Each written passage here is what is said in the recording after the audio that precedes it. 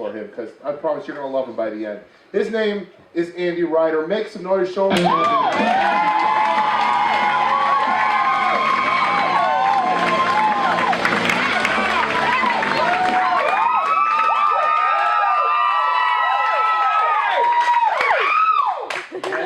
Blush, okay? So, my name is Andy Ryder, and I'm going to share a secret with you guys. When I was a kid, I really wanted to be the Incredible Hulk. Unlike a lot of kids, I didn't let this dream go. I held on to it. I got to college, and they were like, "What do you want to be?" And I was like, "The Incredible Hulk."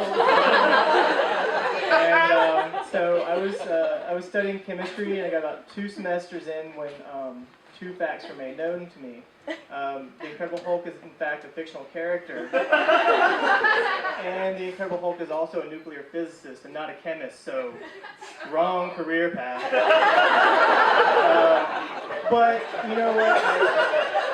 I still became something else. I actually became a born-again Christian, which is like the Incredible Hulk, sort of, if you think about it. And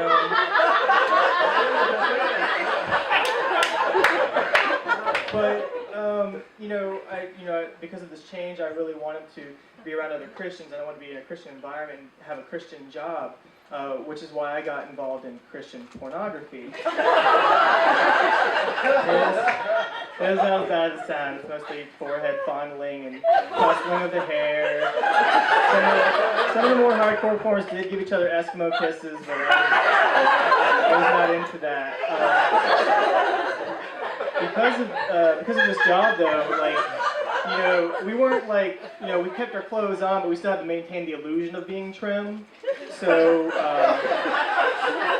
had to exercise, and so I took up running. And when I run, I like to listen to music, and so I listen to a lot of Elliott Smith. For those of you who don't know who Elliott Smith is, Elliott Smith was a singer-songwriter guy. Mostly just him and an acoustic guitar, and he'd sing songs about his heroin abuse. And occasionally girls, but those were like thinly veiled metaphors for his heroin abuse, just to kind of keep things different. And he kind of got famous from this, and he actually got to play like the Academy Awards with like a full string orchestra backing him up on his songs about heroin abuse.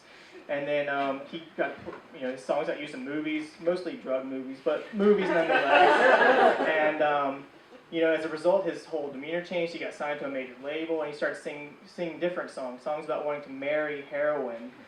And then, just as things were really taking off, he stabbed himself in the heart multiple times. This was like his 31st attempt at suicide, so you can't blame him for trying again and again and again. But so I'm listening to classic Elliott Smith. I'm like, Speed Trials, yeah. And Needle in the Hay, and Ballad of Big Nothing. And it really helped me reach that, fabled runner's low, where like home is just way too far away for you to go back, and you don't want to go any further because everybody hates you there.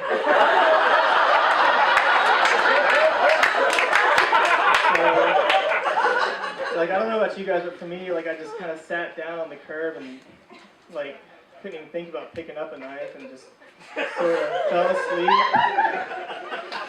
And when I awoke, I found that I was inside of a tree because a family of squirrels had adopted me. I was going on their own. It was really crazy, but I thought about it for a couple minutes, and I quickly grew to accept them because they don't deal with pirates, ever.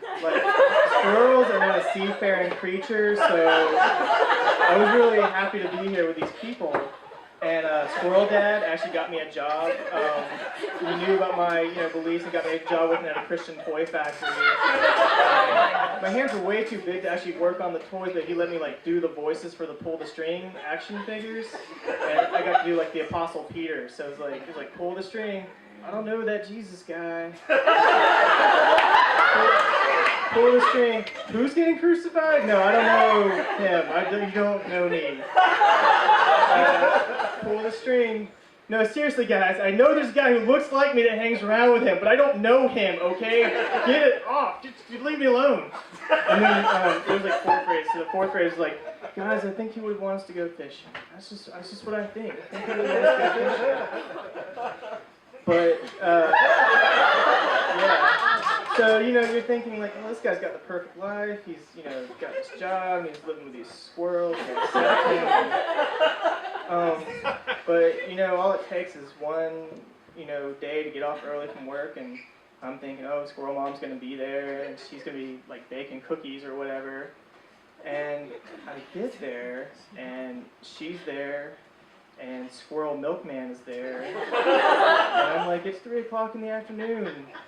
What milkman squirrel needs to be delivering milk at 3 o'clock in the afternoon? That's not a good time. Milk is spoiled by 3 o'clock in the afternoon. You guys can figure out what happened there. I mean, I don't need to spell it out, but needless to say, the divorce was really messy, and I didn't want to have to choose between Squirrel Mom and Squirrel Dad. I ended up having to leave the family and just sort of make my way on my own.